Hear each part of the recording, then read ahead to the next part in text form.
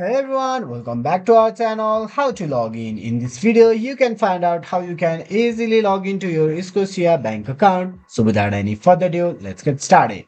First of all, dive into your default web browser. I'm using Google Chrome, you can use it too.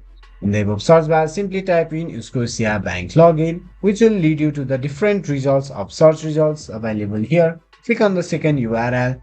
That will lead you to the official web page of Scotia Bank. There is option to sign in the right hand side. Click on the sign in. That will lead you to the official web page to log in to Scotia Bank. This may take few minutes. Now the web page has been opened. Input your credential, your username or card number in the first field and your password in the second field. Simply click on the sign in button. That will log into your bank account. If you need help signing in, you can simply click on the help signing button.